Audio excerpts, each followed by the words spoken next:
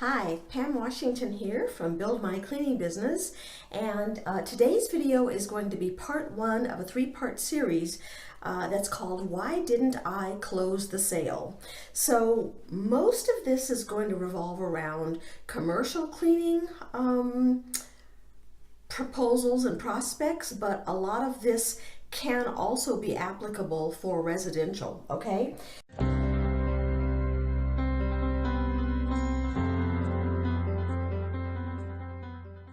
So this is Why Didn't I Get the New Account part one. Okay, so let me just put that down. Why part one. And so there are a couple of things that I want to talk about in today's video. The first one is, and there's going to be 2 points in today's video. So the first one is, did you take the customer or the prospect's attitude and answers at face value? And here's why that matters, because if you're doing a walkthrough, it may be that the person that's doing the walkthrough with you, maybe they got pressed into service at the last minute, so they may be a little, or seem to be a little bit hostile or not all that appropriately friendly or well-versed in their subject matter. It could be that maybe, like I said, they got asked to do these walkthroughs at the very last minute and they're resenting having to do it.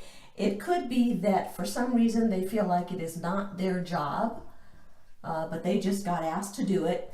At this point, they don't know, like, or trust you, and they may even be thinking of you as that dreaded salesperson, which is a 4-letter word to some people. So it is important for you to get some answers, but you have to sort of have a little bit of a grain of salt with the attitude and the approach that you may be getting.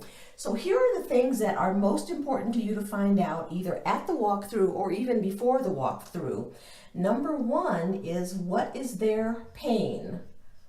What is the reason that they are taking proposals right now? Number two, who is the decision maker and how is the decision going to be made? 3 is, how did they hear of you? But really, the second part of this is, what motivated them to call you? Because that will help you hone in on not only what their problem is, but what it is about your marketing that appealed to them, and that's something that you want to continue to foster throughout the selling cycle. And then, this one, I don't know how I could forget this. This is one of the most important ones, is what is the number one factor that will be used in making a buying decision?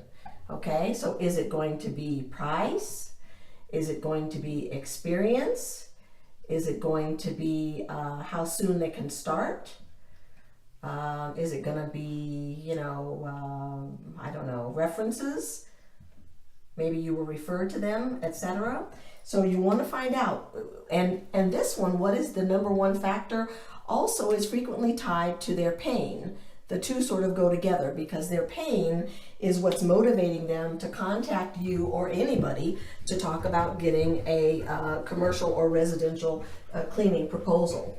Okay, so that was question number one. Now, question number 2 for today's video is, were you able, okay, so let me put this one again. 1 is, did you take their attitude, delivery, and information at face value? Number 2 is, were you able to develop an ally within the account? Because if you don't do that, it's going to be very difficult for you to close a nice commercial account. So here's what I mean. One of the main things that you want to do early on is you want to build rapport with your prospect so that you can get a constant and accurate stream of information during the proposal process.